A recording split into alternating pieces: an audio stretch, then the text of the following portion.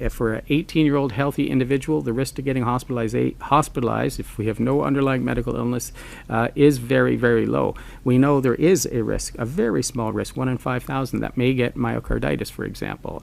And you'd have to have that discussion on the risk-benefit of a complication from the vaccine versus a benefit of decreased hospitalization for a young, healthy person. 1 in 5,000 is 100 divided by 5,000. That's 1 over 50, so that's 0.01% of a chance. When you actually look at it statistically, like, there are more people who die as a result of COVID compared to the people who could potentially contract, like, mitochondria.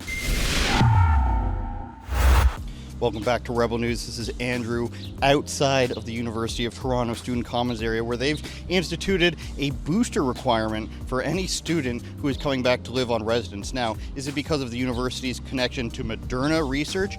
Nobody knows. We're going to go in to find out. And let's not forget our land acknowledgement.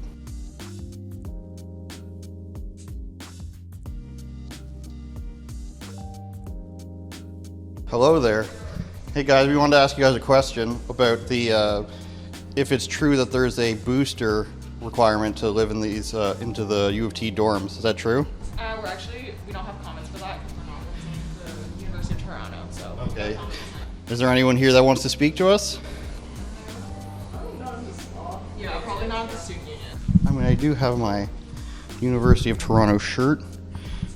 We're gonna have to blur out my age on that and the year, but as we can see, this was a gift from my brother a long time ago. I'm much more handsome now. What's best for their situation, and yeah, I hope everyone stays healthy. So that's not really a real answer. I'm gonna give you one more chance. Do you agree with it? Do you not agree with it, or you just don't want to say? I don't want to say. Well, I think that's unfair. As someone who was unvaccinated myself, like, I was affected by it. I had lost my job for a little bit, and definitely I think it's unfair forcing people. Like, fine, if you want to say the first round, okay, but the booster shot I feel like is a little excessive, because where does it stop? Do you continue on? Like, is there going to be a new booster every year? Like, that's something that a lot of people are concerned about. So definitely I think it's unfair. I think it's unfair. Unfair? Why is that? I think that decision should be left to the students. Yeah, I would say I partially agree with it. And why is that? Because it's more about a concern of, like, I might prefer not to have it, but like I might be the vector for COVID to spread to others too, so I'm putting others at risk. But do you recognize that even when people have the vaccine, they still spread it and they still get it? Okay, I guess the spread rate is much lower when they have the vaccine. So and I mean, in that way we can have an argument that it's better for me to recover once I have the vaccine, because my body is used to that. It has the necessary antibodies to fight against the virus, as opposed to without having the vaccine. So yes, spread, you can talk about that, but at the same time it's good for me as well personally. I mean, I'm kind of against it, to be honest, because I'm against mandates. I'm against any kind of mandates for anything, so I wouldn't feel good about that at all. I think that's a really interesting question, because I do think that everybody should be triple vaccinated, but I don't think it's like ethical to force people to do it. But I think everybody should, just because of how good it is for, like, the betterment of the community, and like for everybody around them, they should take it.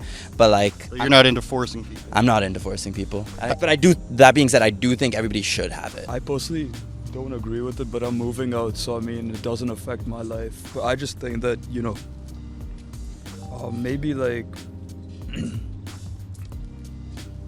I don't know, it's like a gray line. Like, I just think that if the residences are making it mandatory, then the university should make it mandatory, and if the university is not making it mandatory, maybe the residents shouldn't make it mandatory. I don't know. You don't want to say where you're from? We don't want. Ukraine, okay. You want us to talk about Ukraine at all? We support Anything Ukraine. you want to say? Yeah. Support for Ukraine, everyone. Ukraine is the best country in the world. In the world? Oh,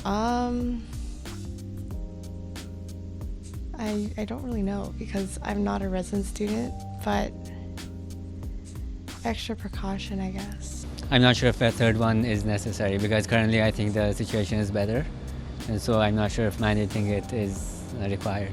Yeah, it's ridiculous. After 2, you're good. And why do you think they're doing that?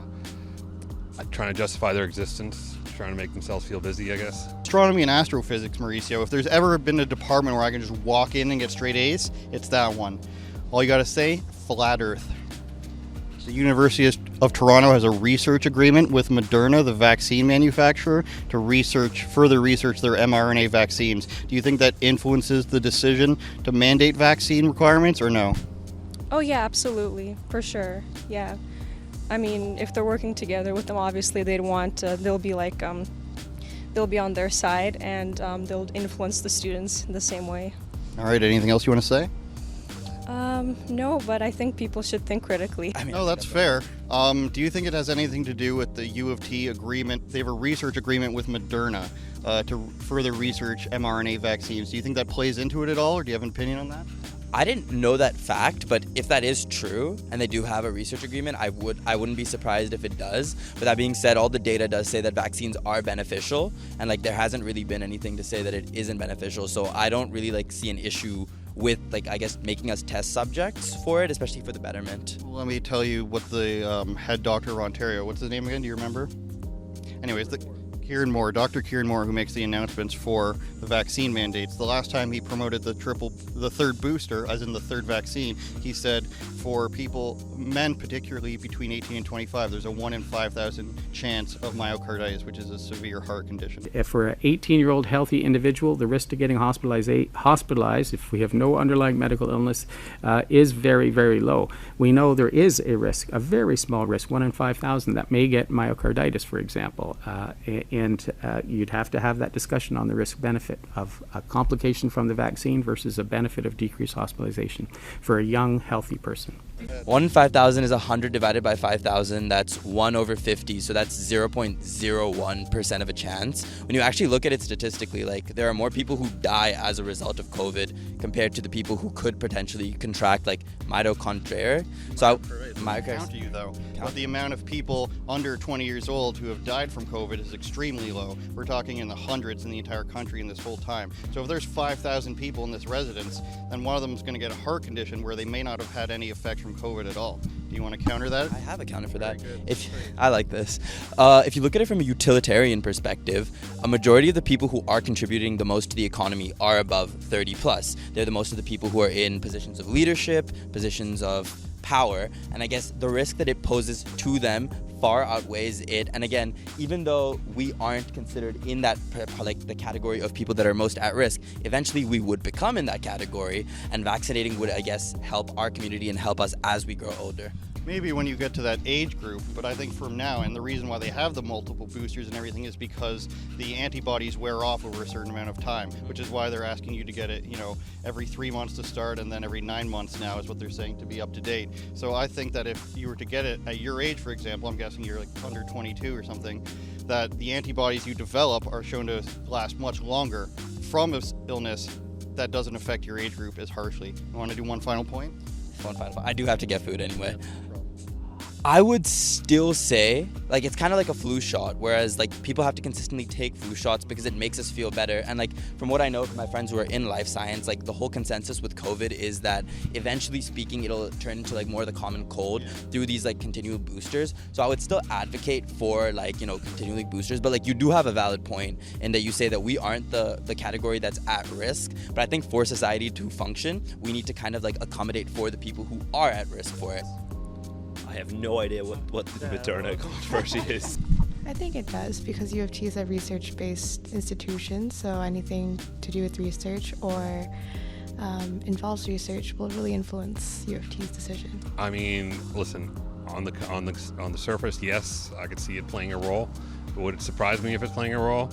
But I don't know, to be quite honest with you. Guys, wrapping up on the University of Toronto campus, now 99% of the people we asked don't agree with forced boosters for people having to live in residencies. Even if they believe in the booster and think other people should get it, they don't exactly think that people should be forced. Now, is Moderna influencing their decision on whether or not they should force this?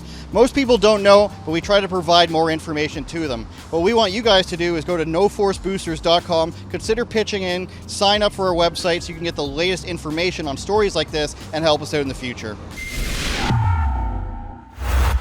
Hey guys, don't forget to go to noforceboosters.com, consider pitching in so we can continue to go out and question these mandates as they keep coming up.